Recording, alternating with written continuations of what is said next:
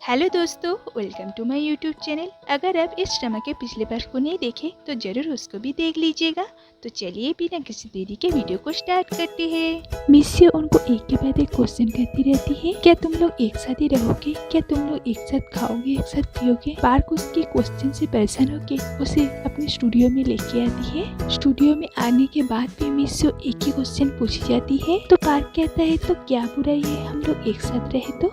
वो अच्छा इंसान है और ऊपर से ये घर भी तो कितना अच्छा है। मिस्सी उसे घुमा फिरा के बात समझाने की कोशिश करती है, लेकिन डायरेक्ट बात नहीं कर पाती और पार्क भी कुछ भी नहीं समझ पाता। तभी वहाँ पे मिस्टर ह्योंग आके मिस्सी को उसके साथ डिनर करने के लिए कहता है। डिनर के टाइम में भी मिस्सी उन दोनों को एक साथ बैठने नहीं देती और खुद मिस्टर वांग के पास जाके बैठ जाती है और वहाँ पे बैठ के मिस्टर वांग को बहुत ज्यादा समझाने की कोशिश करती है ताकि वो पार्क को उस घर में ना रखे, लेकिन मिस्टर वांग उसकी एक भी नहीं सुनता। उसके बाद पार्क अपना स्टूडियो सजा रहता है, तभी वहाँ पे मिस्टर वांग आते हैं। वहाँ पे वो मिस्सी को फोटो देख के कहता है, तुम दोनों काफी क्लोज लगते हो। तो पार्क कहता है, हम लोग बचपन से एक साथ हैं। उसकी फैमिली मुझे भी उसकी फैमिली का एक हिस्सा मानते हैं। तो मिस्टर वांग कहते हैं, मतलब कि तुम दोनों भाई बहन जैसे हो? पार्क कहते हैं, अरे नहीं। उसके बाद मिस्टर वांग कहते हैं, मुझे लगा कि तुम यहाँ पे नहीं रहने वाले हो क्योंकि तुम शायद मुझे पसंद नहीं करते थे। सच कहूँ तो तुम यहाँ पे रखने के पीछे मेरा एक और इरादा है। मैं बहुत टाइम से यहाँ पे अकेला हूँ, इसलिए मुझे लगा अगर कोई रूममेट होगा तो अच्छा रहेगा। और मेरा कोई भाई बहन भी नहीं है जिसका मैं थोड़ा सा भी क्लोज हूँ। तो पार्क कहता है, तो आप मुझे अपना छोटा भाई बना लीजिए। तो आज से हम दोनों दोस्त हैं। इधर मिस्सी अपने दोस्तों से मिलती है और उनको कहती है कि पार्क और मिस्टर वांग एक साथ रह रहे हैं। तो वो लोग कहते हैं, हमें लगा मिस्टर वांग गए हैं, लेकिन अभी तो लगता है पार्क भी। मिस्सी कहती है, क्या तुम लोग बकवास करना बंद करोगे? मैं उसके साथ बचपन से हूँ, अगर ऐसा कुछ होता तो मुझे पता चल जाता। तो योंग यून कहती है, पार्क को किस में इंटरेस्ट है वो तो उसके कंप्यूटर की सर्च हिस्ट्री चेक करने पर भी पता चलेगा। और ये प्लान मिस्सी को ठीक लगती है। उसके बाद जीना अपने पति के फ्लैट में जाके पासवर्ड से अंदर जाने की कोशिश करती है, लेकिन उसके पति ने पासवर्ड चेंज कर दी है, इसलिए वो नहीं खोल पाती। तभी उसके पति घर के अंदर से बाहर आता है और उसे देख के शॉक हो जाता है और फिर पूछता है, तुम यहाँ पे क्या कर रही हो? जीना बहाना देती है कि वो बस टहल रही थी। उसका पति कहता है, ये 15 फ्लोर है, यहाँ पे तुम टहल रही थी? जीना कहती है, हाँ मैं सीढ़ियाँ चढ़ के अपने आप को फिर रखती थी, इसलिए बस यहाँ पे आ गई। और फिर थोड़ा सा एम्बेरस होकर वहाँ से चली जाती है और उसके पति को ये बहुत अच्छा लगता है कि जीना वहाँ पे आई है। उसके बाद वो जिम जाता है जहाँ पे मिस्सी वर्कआउट कर रही थी। वहाँ पे वो जीना के बारे में पूछने का कोशिश करता है, लेकिन नहीं कर पाता। लेकिन मिस्सी समझ जाती है और जीना के बारे में सब कुछ कह देती है कि वो अभी ठीक है और उसकी किसी के साथ डेटिंग भी नहीं चल रही है। ये सुन के जीना का पति खुश होकर वहाँ से चला जाता है और मिस्सी कहती है, जब तुमने उसके साथ शादी किया था तो उसके साथ अच्छे से रहना चाहिए था। इधर ऑफिस में मिस्टर वांग मिस्सी से मिलने के लिए आता है। मिस्सी के दिमाग में तो फिट हो गई है कि मिस्टर वांग ये गे है और वो पार्क को पसंद करता है, इसलिए वो जो भी कहता है ये उसका उल्टा मीनिंग निकाल लेती है। और इधर मिस्सी के पेरेंट्स को लगता है मिस्टर वांग को उनकी बेटी पसंद आ गई है। ब्लाइंड डेट के बाद ही वो उसकी बेटी को जॉब दे दी है, इसलिए वो लोग अपने से तैयारी करने लगते हैं मिस्टर वांग के फैमिली से मिलने के लिए, ताकि वो मिस्सी और मिस्टर वांग के रिश्ते की बात कर सके। और इस वजह से वो दोनों बहुत खुश हैं। इधर घर में पार्क मिस्टर वांग के रूम की तलाशी लेता है क्योंकि उसके एक दोस्त से उसे पता चला है मिस्सी को अपने पुराने ऑफिस से फायर करने के पीछे किसी एक अमीर इंसान की हाथ है, जिसने सभी आर्टिस्ट को बहुत सारे पैसे दिए हैं। और जिस दिन मिस्सी को फायर कर दिया गया था उस दिन मिस्टर नाम को पार्क उस ऑफिस में देखा था, इसलिए वो सोचता है कि मिस्टर नाम वहाँ पे क्या कर रहे थे। इसलिए वो सोचता है कि मिस्टर वांग का कोई ना कोई तो कनेक्शन होगा ही मिस्सी के फायर करने के पीछे। इधर ये मिस्टर वांग के रूम की तलाशी लेता है और उधर मिस्सी मिस्टर वांग के घर में आ जाती है। तो वो पार्क के रूम में जाती है, लेकिन पार्क तो वहाँ पे नहीं था, इसलिए वो पार्क को कॉल करती है और पार्क कॉल रिसीव करता है। उसके बाद पार्क किसी के चलने की आवाज़ सुन के बहुत ज़्यादा डर जाता है। मिस्टर वांग के बेड के ब्लैंकेट में जाके छुप जाता है और मिस्सी भी मिस्टर वांग के रूम में आ जाती है। पार्क को लगता है वो मिस्टर वांग है, तो वो उस ब्लैंकेट से मिस्सी को कवर करके वहाँ से भागने का कोशिश करता है, लेकिन वो देखता है ये तो मिस्सी है। तो वो पूछता है, तुम यहाँ पे क्या कर रहे थे? मिस्सी पूछती है, तुम बताओ तुम यहाँ पे क्या कर रहे थे? उसके बाद मिस्सी और पार्क से कहती है, क्या तुम्हें मिस्टर वांग पसंद है? पार्क कहता है, ये सब तुम क्या कह रहे हो? मतलब तुम पूछ रहे हो कि मुझे मैन पसंद है कि नहीं? बिल्कुल भी नहीं, मुझे मेंस पर बिल्कुल भी इंटरेस्ट नहीं है। तो मिस्सी और पार्क की सोशल मीडिया अकाउंट चेक करती है, जहाँ पे उसके एक पोस्ट पर कि वो बहुत ज्यादा हंसने लगती है, क्योंकि उसमें लिखा था, मैं उसे बेइंतहा प्यार करता हूँ, लेकिन शायद उसे इस बात की कोई भी खबर नहीं है। मिस्सी कहती है, तुम किससे इतना प्यार करते थे, मुझे भी बताओ। लेकिन पार्क उसे नहीं पता था। मिस्सी कहती है, ठीक है मत बताओ, लेकिन मिस्टर वांग को तुम पसंद हो, इसलिए तो उन्होंने तुम्हें अपने घर में रखा। और मेरी दोस्तों ने कहा है कि मिस्टर वांग को मर्द ज्यादा पसंद है। तो ये सुन के पार्क कहता है, अब मैं क्या करूं? जब तक मेरी गर्लफ्रेंड नहीं होगी तब तक वो नहीं मानेंगे कि मुझे उनमें इंटरेस्ट नहीं है। मिस्सी कहती है, तुम सही कह रहे हो, तो ऐसा ही करो। इधर मिस्सी और हान मिल के मिस्टर वांग के कंपनी के आर्ट ऑक्शन में जाते हैं, जहाँ पे वो जाके मिस्टर वांग की मम्मी से मिलती है। मिस्टर वांग की मम्मी तो उन दोनों से बहुत खुश है, और ऊपर से मिस्सी ऑक्शन से एक आर्ट खरीदती है। तो ऑक्शन खत्म होने के बाद ये चारों एक साथ मिल के बात करते हैं। तो मिस्टर वांग की मम्मी हान से पूछती है, तुम तो इसकी सेक्रेटरी हो, तो बताओ तुम्हें इसके साथ काम करना कैसा लगता है? हान कहती है, ये बहुत अच्छे हैं और सारे एम्प्लॉय की बहुत अच्छे से ध्यान रखते हैं। लेकिन मिस्सी हान से कुछ और एक्सपेक्ट कर रही थी। वो मिस्टर वांग की मम्मी को कुछ ऐसा बोले ताकि उनको लगे कि वो मिस्टर वांग को पसंद करती है, लेकिन हान तो ऐसा कुछ भी नहीं बोलती। इस बात से मिस्सी बहुत गुस्सा हो जाती है और घर में आके हान को बहुत ज्यादा डांटती है और उसकी डिनर भी बंद कर देते हैं। सिर्फ उसे सैलड खाने के लिए देती है। मतलब कि मिस्सी और हान की शादी मिस्टर वांग से किसी न किसी तरीके से करवाना चाहती है। उसके लिए वो अपनी बेटी को टॉर्चर करने पर भी पीछे नहीं हटती। रूम में मिस्सी अपने लॉकर से अपने कॉलेज टाइम की फोटो निकाल के देखने लगती है, जहाँ पे एक फोटो में उसके साथ एक लड़का खड़ा था और जो बिल्कुल मिस्टर वांग के जैसा दिखता है।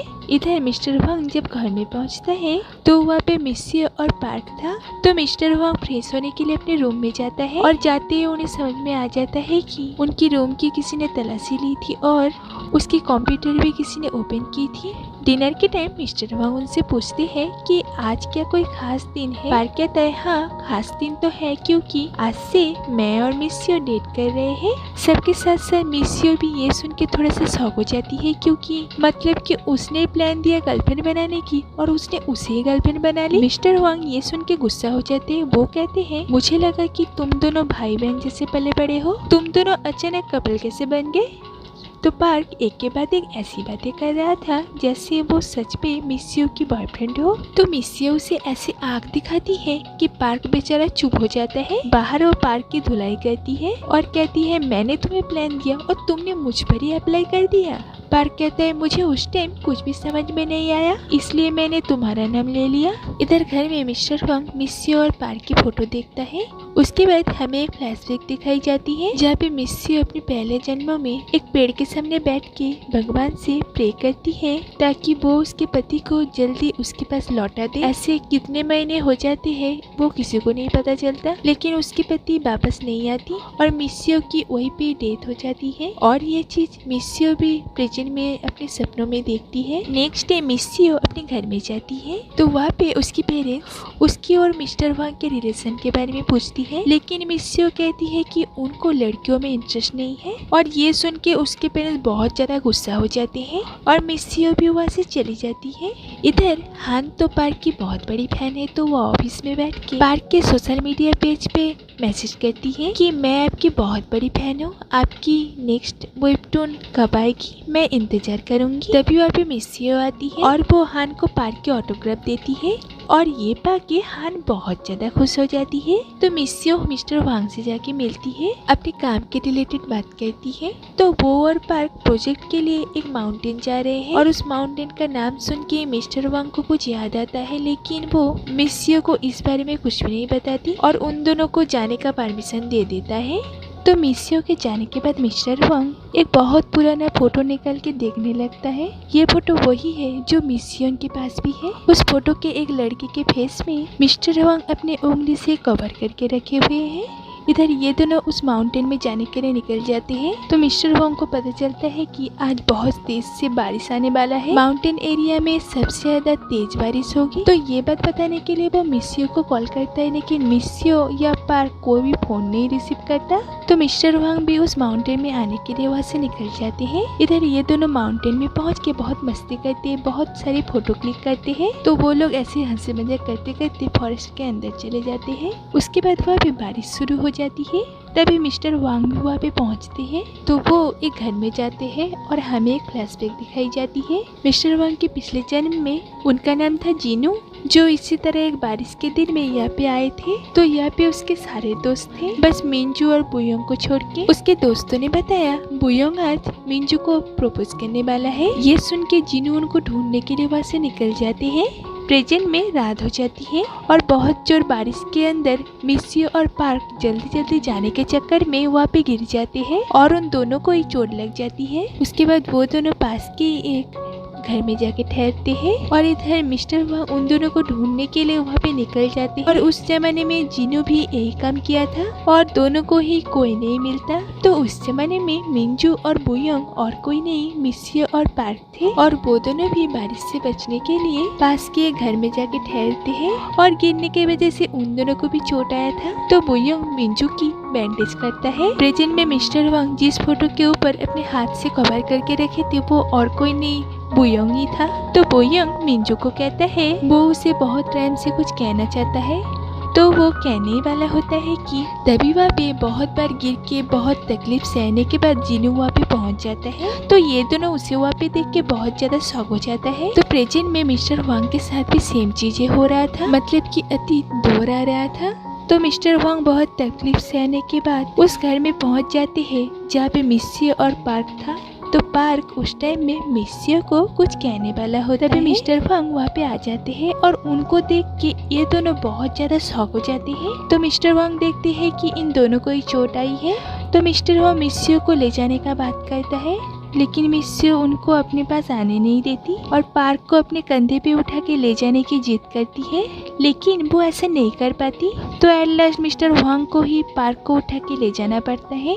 तो तब तक बारिश भी खत्म हो गया होता है। मिस्टर वांग उन दोनों को माउंटेन से बाहर लेके आते हैं और फिर ये दोनों वहाँ से चले जाते हैं और मिस्टर वांग उनको जाते हुए देखता रहता है। नेक्स्ट डे पार्क अपने एक दोस्त को मिस्टर वांग के घर में लेके आते हैं ताकि वो मिस्टर वांग के कंप्यूटर हैक करके उनके कंप्यूटर के डेटा रिस्टोर कर सके, और वो दोस्त ये काम कर देते हैं। उसके बाद वो दोनों मिलके वो सभी फाइल चेक करते हैं जिनमें सिर्फ मिस्सियो की ही फोटो थी, और ये सभी चीजें मिस्टर वांग सीसीटीवी के थ्रू अपने ऑफिस से देख रहा था। और मिस्टर नाम भी वहाँ पे था। तो मिस्टर नाम उनसे माफी मांगते हैं।